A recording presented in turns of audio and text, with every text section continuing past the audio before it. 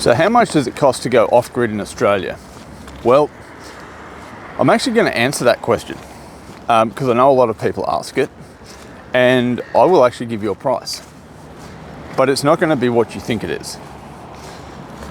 Now, when a lot of people are asking what's it going to cost to go off-grid, they want, I have a house or I have a cabin and I want to go off-grid and I want to know basically a firm price, a pretty close price as to what that's going to cost. The unfortunate answer is it 100% depends on your very unique situation. Not just how much power you use, but when you use power. Because if you use more power in the evening than you do in the morning, you need to have your system set up a particular way. If you use most of your power during the day, you'll actually be able to have a smaller battery bank. Your type of equipment is going to allow you to either expand your system over time or not. It may limit the size of your expansion. There are also considerations on when you may use a lot of stored energy but not need a really high peak output. On the flip side, you may need a really high peak output, but you actually don't need a lot of stored energy. And that all comes down to the equipment. And the other thing that a lot of people forget is future-proofing. What do I need 5 years from now? How much money am I going to burn in the short term to try and do one outcome when my actual long-term goal is a completely different outcome? And so you need to consider all of those factors before you can even get close to a price. And so the actual figure, so let's talk a 3-bedroom home. If you're going to run a little camping fridge, you're going to run a couple of lights. Even though you've got a 3-bedroom, you're going to put one light globe in each of the 3 bedrooms, your lounge room, your kitchen, your toilet. So you've got, let's say you've got 8 light globes in the house, and you're going to put LED lights in that draw like, 12 watts each or 10 watts each. So you've got 80 watts, and you've got a little camping fridge that's going to use very, very little power. Then you're not going to have much in the way of a load. And if you want to build the cheapest possible system you can, you're probably going to end up in, let's say, the cheapest you could probably do something would be $1,500, $2,000, but it's utter garbage. But you can do it for that.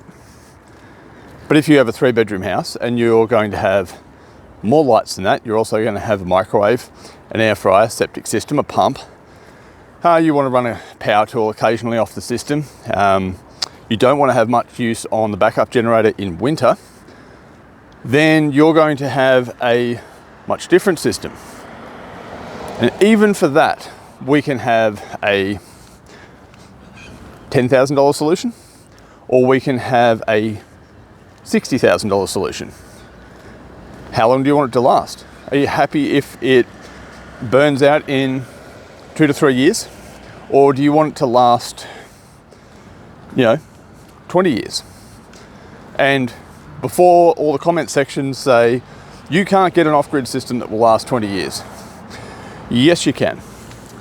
And anybody who's been in the game long enough knows that even the old systems, even with the old lead acid battery technology, you could still get a system that would last you into the 15 odd year mark if it was good quality system. Now, back in the day, people were spending $60,000 to build, a 5 kilowatt system. $60,000 is going to get you a way bigger system these days, better quality gear. It's actually going to last even longer than those original systems. And if you think of that on comparative terms, that would be the equivalent of sinking $200,000 to $300,000 into an off-grid system today. It's just that our comprehension of value and where prices are actually at for what you get has actually shifted. Off-grid solar is way more affordable than it was back when we had lesser technology, when we had smaller systems. The actual cost when you compare it to the average wage, systems back then were way more expensive, way more. But coming back to the pricing discussion, and this is the problem with the pricing, is There are so many variables that trying to give somebody I just want a price is not possible, because we don't know all of the details of your system. So how do you find pricing? You need to deal with a qualified, reputable designer that actually knows what questions to ask to be able to design the system that's right for you, not just a generic good enough, near enough system.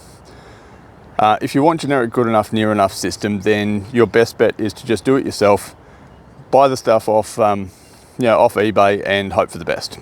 If you want it done properly, then you need to actually spend the time to sit down with a professional and actually design the system that you need.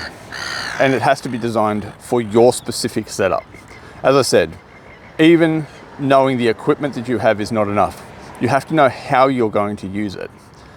So a quick example on that is if you live as a dusk to dawn type of person, or dawn to dusk I should say, you're up at the crack of dawn, you're in bed when the sun goes down, and you really don't use much power or do anything at night.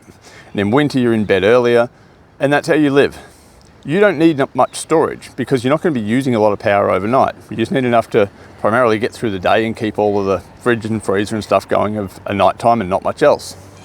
But if you've got a young family and you like being up till 11 o'clock at night watching movies, and everybody lives on Netflix and everybody has a device and a tablet, and the kids are going to sit up till 2 in the morning playing games, sorry about the seagulls, then you're going to need a very different system, because you need a ton of stored energy because of the amount of power you're going to use at night. So you've got to understand how these things work together to influence the system design, because one system is going to have a third or a quarter of the battery capacity of the other. They could both be a 3-bedroom home. And so you have to realize that to design it properly is going to take time, effort, and money. And to slap something together and hope for the best is a terrible idea. In my 15 years of experience, I've never seen that work well. And ultimately, people tend to do it because they think they're going to game the system and they're going to be the one where things don't go bad. Unfortunately, I'm yet to see that actually pay off. And we have a lot of our clients who are actually people who have tried that once, got burnt, they didn't go and get the $40,000 system they needed. They went and got a $15,000 one and hoped for the best. And 3-4 years later, we're talking to them because that $15,000 has just burnt a hole in their pocket. It's been a terrible experience, and they're like, I wish I had just got something decent in the first place, because now I've wasted all that money and I've got to start again. So consider all of that when you're looking at price, and consider it's not that easy. And if somebody is capable of just giving you an off-the-shelf price, they don't care about actually designing a system for you, because there's no way they could know how to price it if they haven't done that level of work with you in the first place. So keep that in mind, and best of luck with it. If you are looking for accurate pricing, feel free to come on over dciindustries.com.au, and our team would be more than happy to sit down with you and go through the design process and figure out what it is that you need. And then from there, we can actually give you fixed pricing, but we can't give it to you before that. All right, take care. We'll see you around.